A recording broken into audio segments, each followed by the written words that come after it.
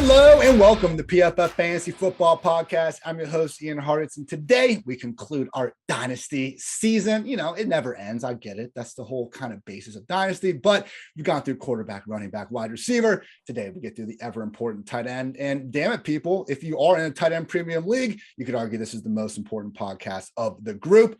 And I have a very special guest to help me accomplish this task, co-owner of footballguys.com. You usually find him on the couch barking about football. Today, happy enough. And we are lucky enough to have him here. Sigmund Bloom at Sigmund Bloom on Twitter, of course. Sig, thanks for your time, my man. I've been on your pod a few times.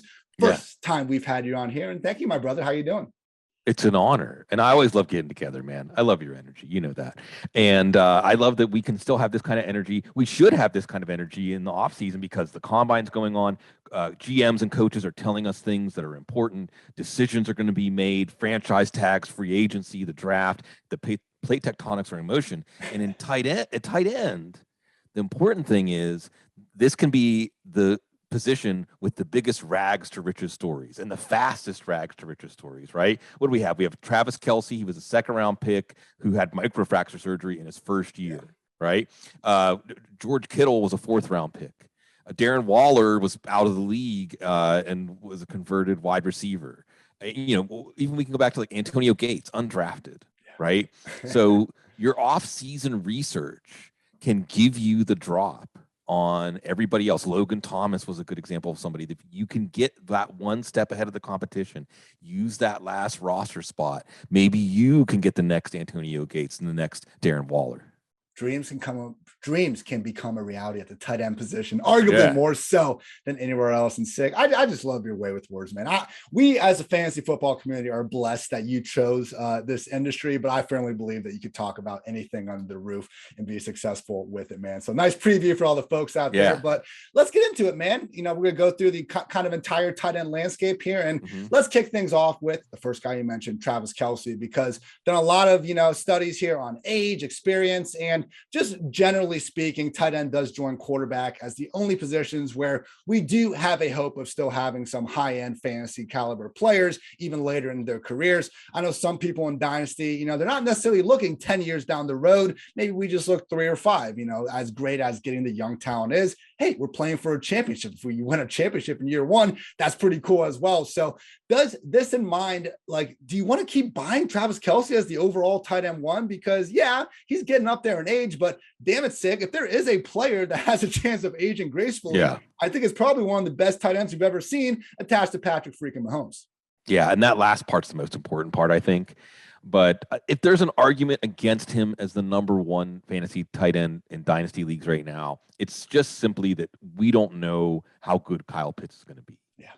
We don't know his ceiling. He has that exciting unknown ceiling. He showed enough of those big boy plays by the end of the year.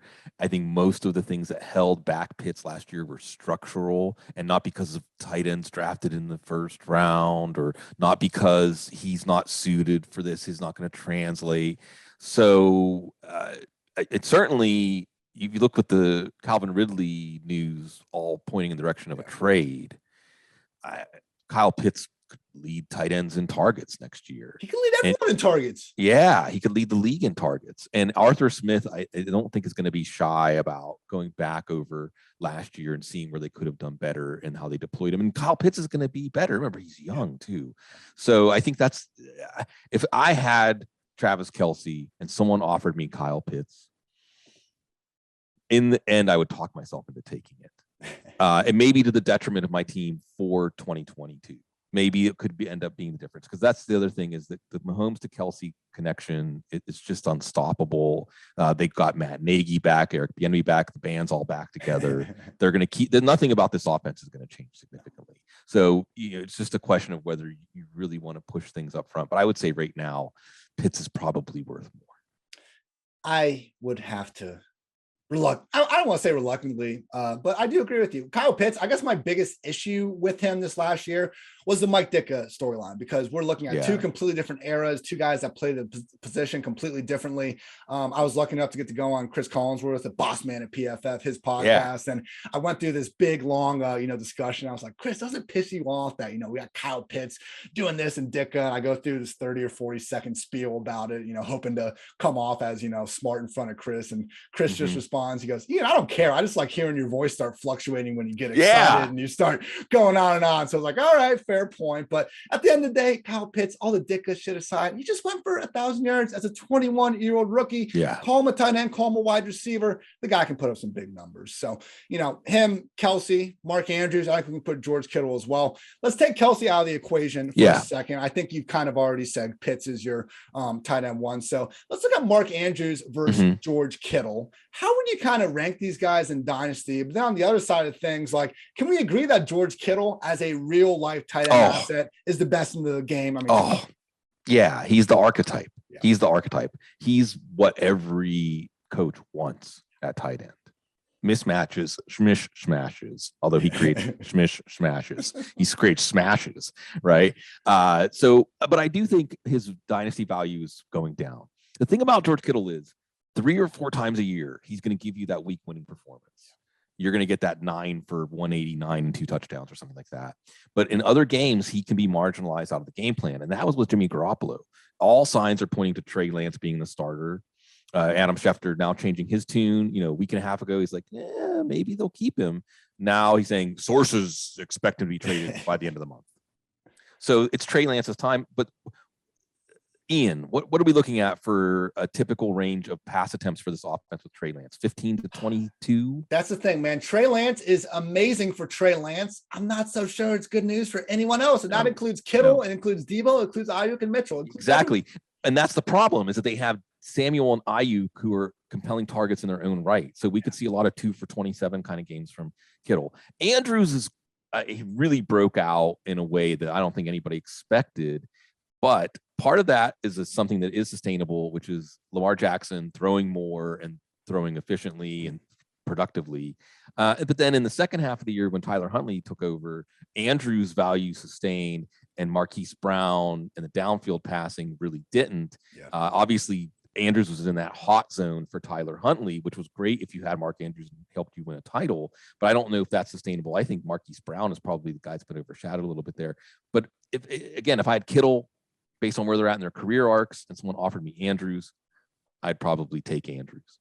Did it seem like this year that Andrews kind of took that next step, just becoming more dominant to you, like film wise? I know the targets boomed this year. And to your point, Huntley was just targeting with reckless abandon. The same thing with Josh Johnson. Like, a lot of it was volume based, but to me, this wasn't, and no shade on Zach Ertz. He's had some great years of his career, right. But when he was a top 3 tight end, it was because he was getting 150 plus targets. I never really confused him as a top 3 real life tight end. To me, Andrews was the guy that, we kept kind of looking for that touchdown regression, but man, last year, whether it was yards after the catch, just going up and getting it, he looked like a legit top 3 tight end. Not better than Kittle, but man, Mark Andrews, he is a force to be reckoned with out there. Yeah, he's developing. And I think what you saw is, you mentioned Zach Ertz. I'll throw another name I'll throw out there. It's like Austin Hooper, right? There are Dalton Schultz. I mean, there are tight ends who, by virtue of the role they play in the offense, by virtue of their volume, as long as they're competent, as long as they can just execute when the ball is thrown to them, they're not going to add value as runners after the catch. They're not going to make catches that they're not supposed to make, but they're going to harvest all the value against defenses that are more concerned about other players, right? I think that might be a little bit more of Andrews' value earlier in his career, when you're loaded up to stop the running game and you're loaded up to control Lamar Jackson, and that leaves the middle of the field open. The heavy boxes leave that middle of the field open. Like you said, last year, I think what we saw is Andrews creating more of his own value. Andrews making more of those plays where he's adding the value. So the beautiful thing is, unlike Dalton Schultz, unlike Zach Ertz now 2 times because he's going to leave Arizona, you're going to see the convergence of the volume and the role and the player adding value. So his value looks real stable. One guy that we know he has you could call him a wide receiver. I don't think anyone would really disagree. Darren Waller. was a weird 2021 for him. He has the week 1 game, and it was like, my God, is this dude going to average 20 targets a game for the rest of the season? Goes on, kind of slows down a little bit. Everyone was screaming, week 7 or 8, okay, this is when we buy low. Then he gets hurt, didn't really have a chance to come back out there on the field. He will be 30 in September. Mm-hmm. Do you think we've already seen the best from Darren Waller, Sig? Because as great of a story he is, as great of a talent he is, let's face it, he's been in an offense without a bunch of target competition. And as much as age doesn't matter, he's not exactly on the right side of that spectrum either. Yeah. And I think his case is a little bit different, where he may well still be like Travis Kelce, in the middle of his career arc, as opposed to near the end of it. I certainly don't think we saw a physical drop off from him last year, but he was inconsistent. And it was a weird year, like you said, because the first game, would he get 19 targets? It was ridiculous, man. I mean, doing the math in my head really quick, that's like over 300 targets for a season, on a 17-game season. But even after we took that outlier out, which I don't even necessarily like to do, how many tight ends do have the range of are good enough to get 19? That? Yeah. Even removing that, even if you want to be a dick and remove that, he was still top 3. Yeah, and he was consistent in so much that he very rarely, unlike say Kittle, was he a landmine for your lineup, but also very rarely was he adding value the way that Kittle does with the big games. The other side of this too is that Josh McDaniels is there, so this is one of the teams where we have a unknown. Although I don't think it's too much of a leap. So you can say, what is this coach done in the past? But then you can also say, if we think they're a competent coach, well, what do they have? They're probably going to build around that, right? What is the strength of this offense? It's tight end. It's Waller and Foster Moreau. Yeah, you knew we were going to talk about Foster Moreau today, didn't you? It was only a matter of time, man. Wait, like the 10-minute mark or so. What did you have with Foster Moreau? Because he's a player. He's a player. I know in fantasy, everyone would know who Foster Moreau was if Jason Witten didn't take that weird, Las Vegas sabbatical thing. John Gruden's gone, so we don't have to worry about that stuff, right? Yeah, and I think that Foster Moreau, even though the fantasy community, which is so results-based, might look at what happened with him last year, where he came out with a bang the first time he got to replace Waller, and then early on when he was replacing Waller the second time, Hunter Renfrow actually stole the spotlight. Yeah. But Moreau's a good player, and we know with the Hernandez Gronk model that Josh McDaniels can create an offense around these guys that helps the running game, helps Josh Jacobs, but also can keep defenses off balance, because these are both guys that are very viable targets in the passing game. And don't get me wrong, Waller's still going to have more value than Moreau, but I think you're going to have a much more closer to even split than what we saw last year. So that's also a structural problem. And maybe it could make Waller more efficient per target on a lower volume. And I certainly think that Waller belongs in the top. I mean, maybe tight end 5. I guess that's about the highest we could put him now, right? I mean, Waller versus Kittle, as it was a debate last year, will be a debate this year, but probably more for the 4 or 5 spot than for the 2 and 3 spot. And so I think that statistically for fantasy, we probably have seen the best of Darren Waller. But if Josh McDaniels utilizes these players in a more effective way in an offense that is very light at wide receiver now, we'll see what they do in free agency. We'll see what they do in the draft. I mean, and that's another thing I suppose I'm going to talk out of both sides of my mouth and say that, well, actually, I suppose that we shouldn't discount the possibility of Waller's volume staying high, because this is a tight end centric offense. Yeah. And it's not, there's no rule that says, 60% of the targets have to go to wide receivers. No, they don't. No. So it'll be interesting. So there's a back door there for Waller to be okay, because he can still be in an offense that actually is very tight end centric. So even if his share of the tight end targets is smaller, if the pie of tight end targets gets bigger, he'll be okay.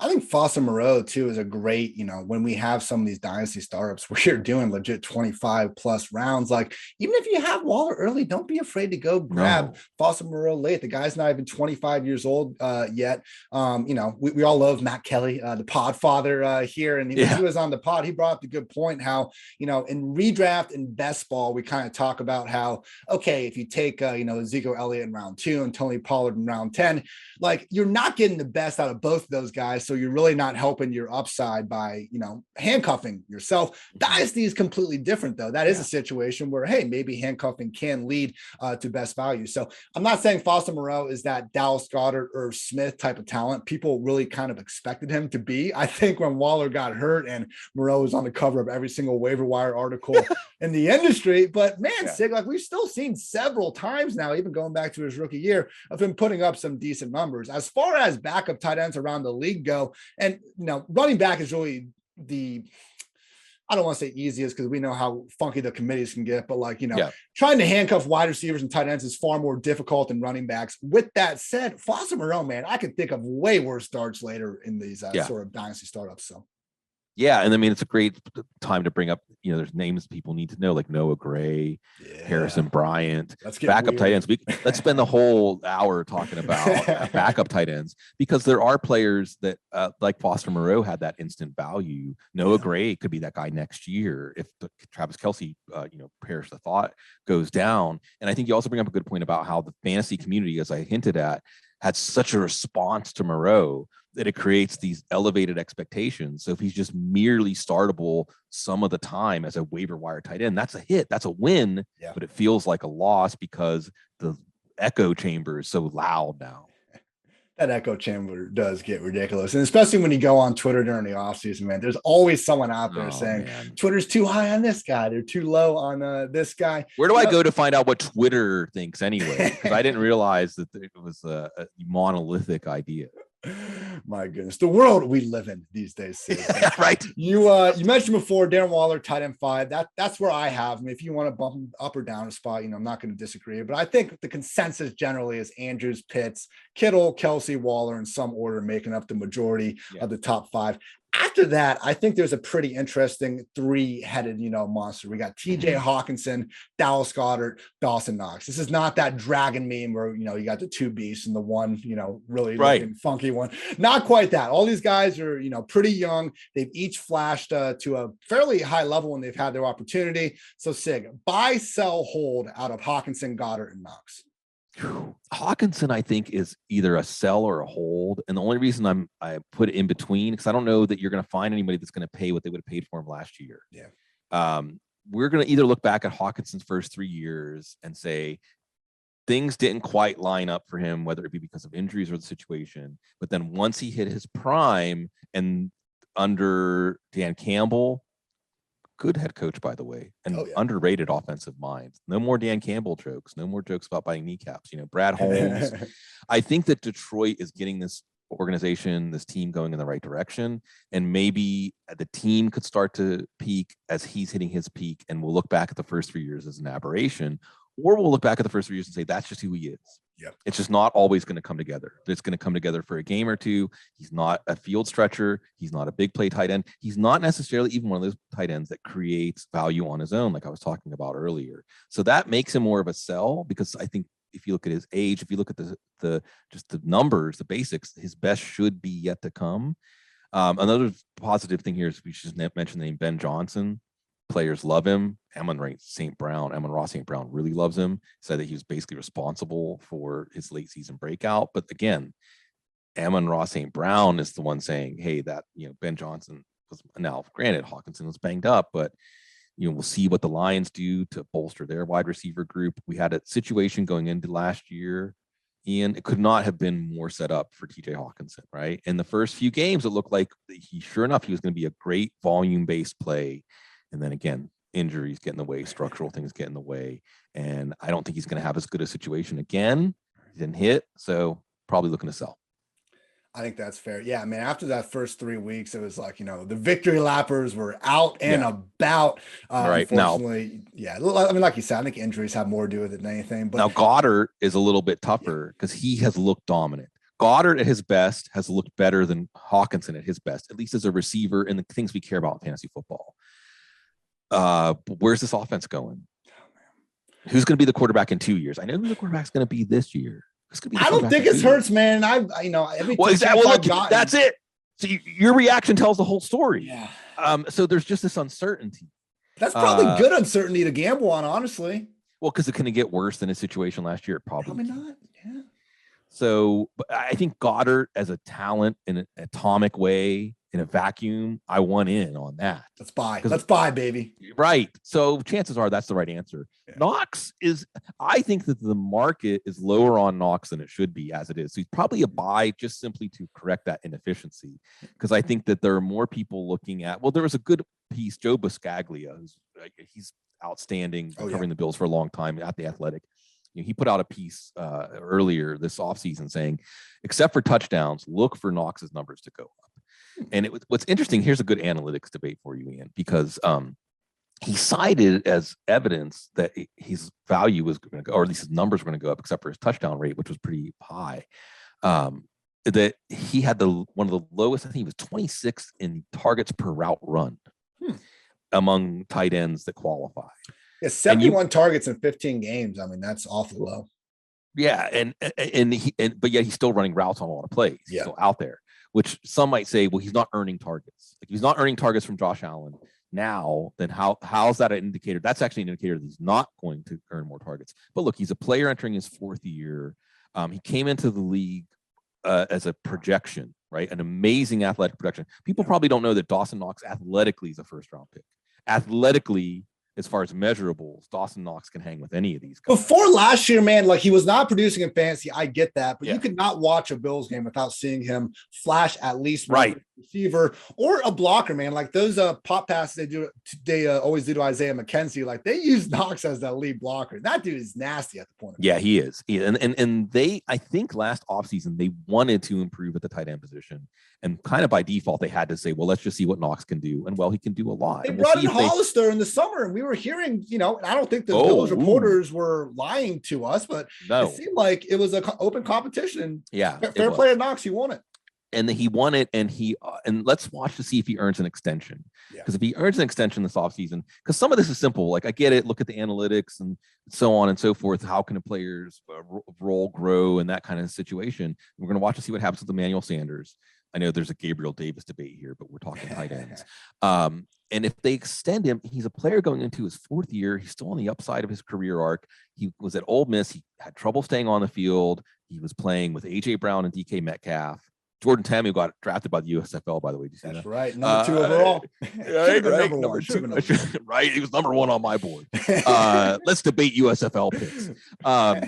So, there's a lot of reasons to think that we haven't seen the best version of him yet. You don't have to get into the analytics. You don't have to get into this. And again, like Travis Kelce, he's got a relationship with a quarterback who creates great fantasy value around him. So I think that Knox has got to be a buy. Yeah, I mean, honestly, when it's just like, okay, the Buffalo Bills offense is going to have Josh Allen under center for the next decade plus, probably having anyone around there is going to be pretty damn good. All right, Noah Fant, still just 24. He's had to play through a million injuries. I was really thinking last year would be the breakout.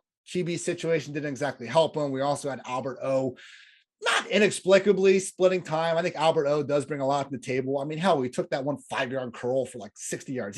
Albert O is fine, but I still think Noah Fant just has this untapped ceiling. Sig, can you name a better, like, low-end-ish tight end 1 option? We'll say, like tight end 8 or lower, has the ability to leap into the top 5 by next year. Because, man, I feel like new coaching staff in Denver, maybe a new quarterback. If Fant can just get the usual, tight end 1 starter opportunity with a little bit of an improvement at quarterback, I feel like by this time next year, he could be in that top 5 conversation. Or am I maybe just overhyping the dude a little bit? I think he might be overhyping. Oh, I'm sorry. No. Well, look, there's a lot to untangle here. First of all, Noah Fant, although athletically he's a marvel, is not a highly skilled tight end. He's not as far as his route running, as far as his ability to create after the catch, his ability to win at the catch point. What he offers, what got him drafted in the first round, was his athletic profile. But you don't see plays that, like you said about Dawson Knox, like you'll see a play and you'll see his athleticism come out in the way he executes in the play. You don't see that as often with Fant. I think the Broncos have been disappointed in Fant, to be honest. My co-host Cecil Lamby is all up in that Broncos beat. And I think the Broncos are pretty disappointed in what they've gotten from Fant. Albert O, even though Drew Lock isn't going to be there to target his old college buddy there, Albert O athletically is an equal to Fant. Don't let the difference in draft capital throw you off the scent there.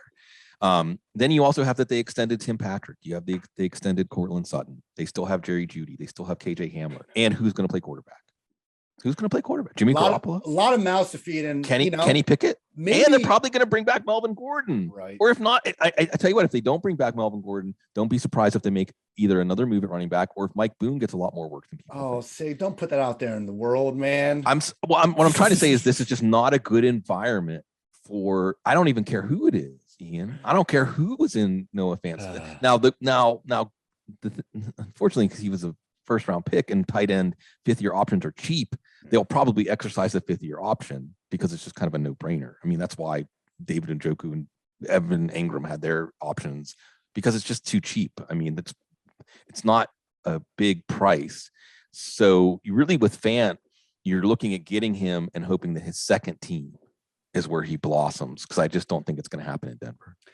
We can have second team tight ends work out, like way more than wide receivers and running backs at least, but it's not a great track record. I've been doing some work this week looking at, high price free agents that leave their team, because my, assumption going into kind of the study was like, okay, if you're not good enough to fetch a trade and your new team has had a long look at you and they just say, all right, good luck on the open market. Yeah. Right. Track record isn't good. So, we've had, since 2016, about 9 tight ends leave, sign with a new team, get a contract worth at least $20 million. Here's the list real quick: Jonnu Smith, Austin Hooper, Hunter Henry, Kobe Fleener, Trey Burton, Jimmy Graham, Packers version, Sheriff Jesse James, Martellus Bennett, and Ladarius Green. What a you had to go there with Green, didn't you? Had to pull this sword out for this. I still think the Steelers signed Eric Ebron because they were trying to find Ladarius Green, which shows you how pathetic the Steelers have been with their free agent moves at tight end. But maybe, just maybe, nice little segue here into the next question. They hit on a rookie from last year, Pat Freiermuth, one of several tight ends that still aren't even 24 that I think have, a fair argument to be an upside option, around that tight end 10 to 13 range. Pat Freiermuth, Cole Kmet with the Bears, and Irv Smith with the Vikings. How would you rank these guys in Dynasty land, just between the 3 of them, Freiermuth, Kmet, and Irv? Yeah, I would say Irv, maybe a medium gap to Freiermuth. Mm-hmm. I'm a neurotic Steelers fan. Okay. And then a decent drop to Cole Kmet. I mean, I just didn't see it with Cole Kmet. I know he was a solid high floor player. I get it. The Bears, let's just say the Bears evaluation of tight ends is not necessarily something we should put a lot of stock in. Yeah, fair. I think it's Darnell Mooney's offense. I'm excited to see what can happen. Luke Gesicki and what you can get out of Justin Fields. It's just a mess. It's just not okay. Who in the passing game has been an overachiever in Chicago since? Well, I mean, maybe things can change, but I'm not gonna bet on that. Since the Marsh Alshon days, I can't. Yeah, that's it. No, Darnell Mooney was fine for a second half of your draft pick last year, redraft leagues, but it was still frustrating. Freiermuth's in the middle. I love how rugged he is. I like the edge he plays with. Obviously, you can look at analytics and say his rookie year producing the numbers he kind of did portends something even bigger and better down the line. I just think the Steelers are probably poised to be one of the worst fantasy offenses for a while. I really do. Maybe a quarterback will fall to them. Maybe it'll be Kenny Pickett in his 8.5-inch hands. But I don't think, again, it's not going to create overachievers. The Vikings are interesting. Because Adam Thielen's probably in his last year. It looks like they're going to keep Kirk Cousins. Looks like with Kevin O'Connell, keep the band together one more year. It seems like the Will family wants to say, hey, we can maybe still be Super Bowl contenders. Let's try it. But I think that Adam Thielen's probably gone after this year. And you have in Irv Smith, somebody, it's interesting that you say this too, right? Because it's like these tight ends are not even 24. Freiermuth came into the league last year, Cole Kmet 2 years ago. Smith is going into his 4th year now. Right. And injuries have robbed us from getting a chance to see what he can do. So I would still take the unknown there over the known, partially because of the offense and partially because because he's further into his career arc. I think his arc can go higher. And I mean, you look at his injury history, and I'm definitely team like fade injury prone narratives because more times than not, I think it's a lot of, hot air and it really doesn't exist. But Herb, since he's coming to the league, he's had a couple groin strains. I think it was probably the same injury. And then he had the knee meniscus tear last year in August, and taking the whole year off, you would think that he'll be 100% by the time week one comes along. New coaching staff. His problem the first 2 years was basically like Dallas Goedert. He was just behind a tight end that even if he was maybe more talented at that point, they were splitting targets and snaps. And when you're splitting targets and snaps, and at least as fantasy is concerned, you're going to be hard pressed to produce a single fantasy relevant tight end out of there. So Irv Smith, man, sick. He's got like an ADP tight end 18 on Underdog right now. Like we're talking Dynasty, but Tyler Conklin's a free agent. I know. And he's going to be another one that gets overpaid somewhere. I mean, he's going to get $8 million, $9 million a year, probably. Buy Irv Smith now, because as soon as Conklin gets overpaid somewhere else, everyone's going to come around to it. Thank you, Ian. We need to come up with a name for this, like a catchy phrase or label for situations that anybody who's paying attention can see coming. Yeah. But yet, when the news actually drops, the value still goes up. This is low-hanging fruit. It's easy money if you get in on Irv Smith. If you get one takeaway from this podcast, people, buy Irv Smith. Yeah. All right, Sig, you mentioned the guy before, Dalton Schultz. Interesting news came out today because I thought the Cowboys might be inclined to move on from him if the price tag was too hefty, because Blake Jarwin, low key, now he, missed the whole season aside from like the first half of the first game in 2020, comes in last year, kind of gets beat up by Dalton Schultz and then gets hurt again. But prior to that, the Cowboys gave Blake Jarwin a contract that total value is the 13th highest in the league. Now, apparently Blake Jarwin has had to undergo a hip surgery, which is I'm not a doctor, but they're saying like this is primarily for hockey players and basketball players. Just not good by any stretch of the imagination. With that said, we got Dalton Schultz and CJ Uzomah, who both kind of strike me as tight ends where it's like, hey, Schultz is on the Cowboys, Uzomah's on the Bengals. I'm in. That's fine. I'm happy to invest in them at their price. But man, that new environment could be scary. Mentioned the list of high price free agent tight ends that have gone elsewhere. Are we on the same page here where Schultz and Uzomah, they found kind of their fit and that's fine. But these are guys, man, where if someone wants to pay them $10 million a year, I'm probably not going to be chasing them. No, but I don't think we necessarily have to ponder that. I think if one is going to be on a new team, it's more likely to be Uzomah. Yeah. Although remember, he was a vocal leader of that team. He was somebody that Joe Burrow, whenever defenses maybe were taking away the wide receivers, Uzomah had a couple of really big games. Yeah. Remember that Jacksonville game was a turning point in their season. It really was. They cited that game when they were down 14-0, about to go down 21-0 at the half. They made the stop at the goal line. Sound familiar? And Uzomah was a big part of that team. And I think that they want to keep the band together. They want to get back to the Super Bowl right away. Also reasonable to think that year two off a freaking Achilles tear, he could be a better version of himself. Be even better. So now, again, like we talked about, if he changes teams, all bets are off. Right. Schultz, I almost feel like it's inevitable that the Cowboys are going to keep him. And I say that because you can look at the landscape here. You have Amari Cooper, Stephen Jones saying, it's too early. What do you mean it's too early? It's your job. It's too early to talk about what you're going to do about Amari Cooper. He's got a $20 million cap number, only $6 million in dead cap. He's not that happy with the team. The team's not that happy with him. A trade, maybe? I don't think he'll be released. I don't know. I just know that Cooper is not 100% back on the Cowboys. Michael Gallup's free agent coming off an ACL tear. They're probably not going to pay him. Someone else will overpay him. Maybe overpay him in terms of what the market looks like. If he plays up to his potential, it'll look like a good deal. Worth noting about Gallup too. He just had his surgery like in the beginning of February. I know there's swelling, enough complications going on. Like that's terrible news, man. Because he tore that in like December. So even Cedric Wilson is a free agent who came on late. So, they've got some decisions to make. But Dalton Schultz is that guy that Dak Prescott's so comfortable targeting him. Again, defenses are going to load box to take away Ezekiel Elliott, to contain the running game.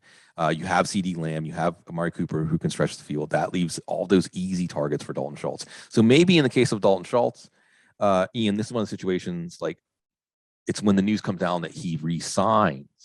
That he gets the value because we're already pricing in this idea that he's the next Austin Hooper. And he might be. But if I had to, again, props, right? We got draft position props. We're going to have free agency props. I like it. Man, I like it. Come on. We're going to figure out how to monetize all of our analysis in terms of betting markets. But I would say that I would put the Cowboys as the favorite to be his 2022 and beyond team. Franchise tag seems like it would make a lot of sense. 11 million. Yeah 11 on. million, which is, probably his per year value on the open market's more than that anyway. Find out if last year was a fluke. I don't think it really was. He's competent. Exactly. He's very competent.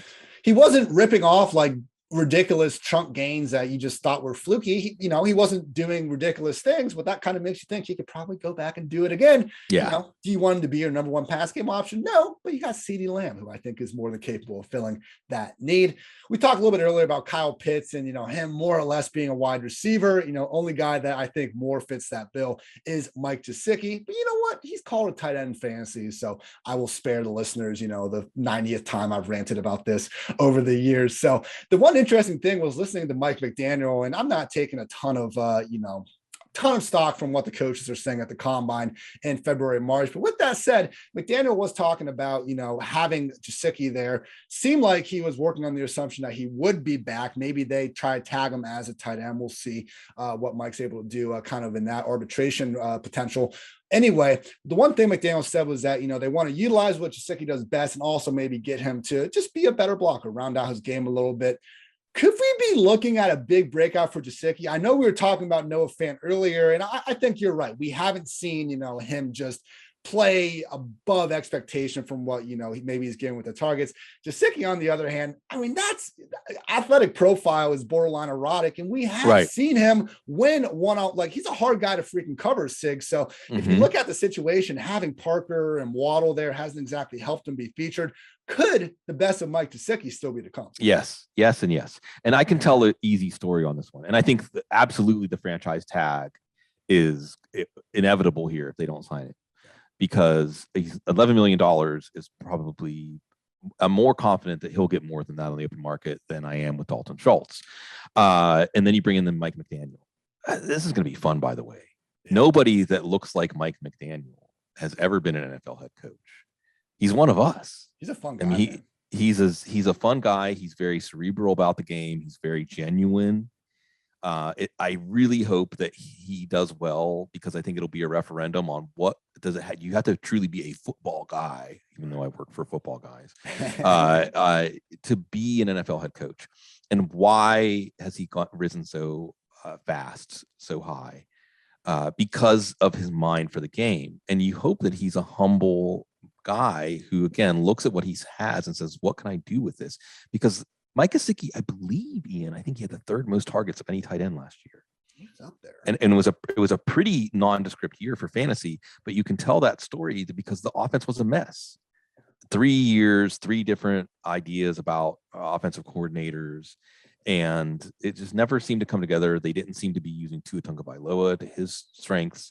And you hope that Mike McDaniel comes in and just says, okay, what can Tua do? RPOs, what he's good at ball handling. He's good at fakes. He's good at misdirecting the offense, and we can win with our formation. We can win with our motion. We can do these things so that the game is easier for him, and we can use what we have.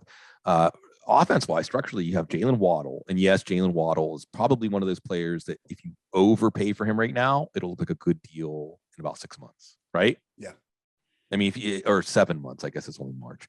The idea is like, if you go above and beyond, throw in a second round pick, throw in a prospect, throw in whatever you need to get Jalen Waddle done, because he really could make that leap up into the top 5, top 10 next year. But who else is riding shotgun in that offense? Probably Mike, man. And Mike Gesicki. He was actually 5th in targets, but to your point, 3rd was Zach Ertz at 108, Pitts was at 107, Gesicki was at 106. So he really was right there in that tier. And, similar to Waddle, where it's like, okay, I think we're all in agreement that we haven't seen the best version of this Dolphins offense. So if what we've seen from Gesicki is the floor, we can work with that. Exactly. So there's a whole thing here. You need to take a stand, folks, on this Dolphins offense, because it can improve greatly from the last time we saw it, utilization and efficiency for everybody in this offense. So this is one to watch really closely, and it's fun to bet on Mike McDaniel. It's fun to bet on this team to get a lot better on offense because they have some fun talents that aren't being used well. Always say, let's try to buy players closer to their floor than ceiling. We have an absurdly talented tight end that might as well be a wide receiver that we've seen provide the very same upside tight end 2 value that he's being priced at. God forbid, a couple things start breaking his way, then we're looking at maybe this is, I said before with Noah Fant being the top 5 guy. I know Mike's not even being priced as a low end tight end 1 option, but man, if we just see this Dolphins offense take a leap forward and Gesicki's going to be their number 2 option, I wouldn't be shocked if we see him being priced as a legit tight end 1 as early as next year, man. Yeah, absolutely. All right. So 2 more questions for you, Sig. Great stuff. Your favorite late round dart tight end that most people probably have ranked outside the top 20 options. So not someone that you're relying on as a starter, maybe someone that you still like at the tail end. And I there's no way I could name just one person here. I want to just put a few names on people's radar. We already talked about Foster Moreau. Foster Moreau is a really good answer to this question. Maybe he should have been my answer to this question. I'm watching to see what happens with Mo Alley Cox in free agency. Nice. As you should. Because I'm watching Noah Alley Cox all the time because he's just awesome. And how can you not watch him? He's the biggest player in the NFL. Exactly, right? 7'4", 200 pounds. I'm gonna just listen to any chirps and murmurs about Kenny Yeboah, another Ole Miss talent with the Jets. Just because, again, he's hanging around as an undrafted free agent, and Chris Herndon thing is over, obviously, and so on. So far. I'm watching that. In the back of your mind, I hope that this isn't it for Max Williams, but people forget that Max Williams was producing very well when he went down last year. And that was with all the wide receivers on the field too. If he rehabs well, I don't even know off the top of my head what his contract status is, but it's just something to file away. But he's unrestricted right now, so it just kind of depends. So we'll see. We'll see maybe he can come back on a discounted deal coming off of injury, because he really was breaking out last year after it seemed like knee injuries were going to keep him from ever fulfilling his second round potential. But the name, I think there's an obvious name here, and if the number 1A takeaway is Brevin Jordan. Yeah. It's got to be Brevin Jordan. It's got to be Brevin Jordan. I mean, it's so obvious. And I think there was just some positive pieces about him as far as his role growing. You see him with great chemistry with Davis Mills. What else is there? Brandon Cooks probably isn't even going to be with the team. You're going to be bringing up guys like Nico Collins, et cetera, like we're developing with Davis Mills. Brevin Jordan easily could. Some of these names we talked about at the top of the show, Ian. Brevin Jordan could be in that mix with them in redraft leagues next year easily. So this is one you write in pen in your best ball drafts right now. Write it in pen. Take him a round or 2 before ADP, and if ADP goes up a round or 2, take him a round or 2 before that. All right, Mo Alley Cox, Foster Moreau, Kenny Yeboah. These are all good guys, but in pen, Brevin Jordan. Love that call. Sick. Look, it's great when we can get Dawson Knox and these guys attached to great offenses, but if we can't, let's get a talented tight end that at least has a chance to be their offense's number 1 or number 2 pass game option. What we don't want is the number 4, number 5 pass game option on a bad offense. That's what we cannot live with. So why are you bringing up Noah Fant again? Here I go, Sig. I'm just, I'm done with Noah Fant after these 45 minutes. I'm sorry, Noah. I'm sorry I had to go this way.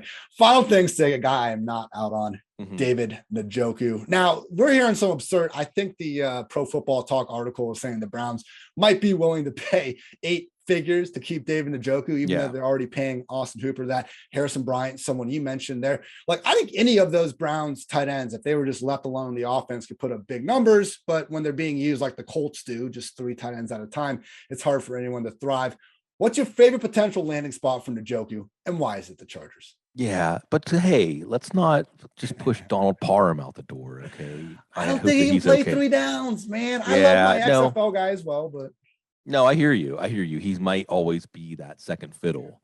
And Njoku is all of the immense physical ability that Njoku has. We see it. We even saw it at times last year, but they just don't utilize it. Yeah. So sure, the Chargers, or this is one of the things about free agency that's a fun, like, sorting exercise, is generally you would think the team that ends up with the player is the team that wanted the player the most, and the team that wants the player the most has a good plan for using him. Doesn't always work out that way. So yeah, we'd love to see that with the Chargers, but I want the Chargers to get Chandler Jones, man. That's true. Why are the Cardinals not keeping him, man? I mean, it's just a price tag, I guess. Don't even try to make sense of what the Cardinals do. It's a very good point. Hey, Njoku on the Cardinals, man. Like, if there is a team, if you're a believer in, vacated targets and all that, David Njoku, the Cardinals would make a lot of sense. I tend to think they'll bring Ertz back. I think when you make these in-season trades for someone, we've seen it with the Jamal Adams contract and Jalen Ramsey. They just have so much power over the team when they should probably be, taking the sunk cost, fallacy a little bit more to heart and all that. But all that aside, Sig, fantastic stuff. Thank you for the time, man. Again, people can find you on Twitter at Sigmund Bloom, always doing fantastic stuff, footballguys.com. And, truly think you run one of the best podcasts in the game on the couch. Anything else you want to get off your chest? No, nothing right now. I just look forward to when we can get together again. Love your work. Sir. Everyone over there at PFF. Say hi to Dwayne. Will do. Dwayne McFarland, I know, is a huge fan of it. So Dwayne was rocking a cowboy hat on the pod yesterday. How about that? Guy looks good in a cowboy hat, even had the toothpick hanging out as well. For Sig, I'm Ian. Thank you all for tuning in to PFF Fantasy Football Podcast. Until next time, take care, everybody.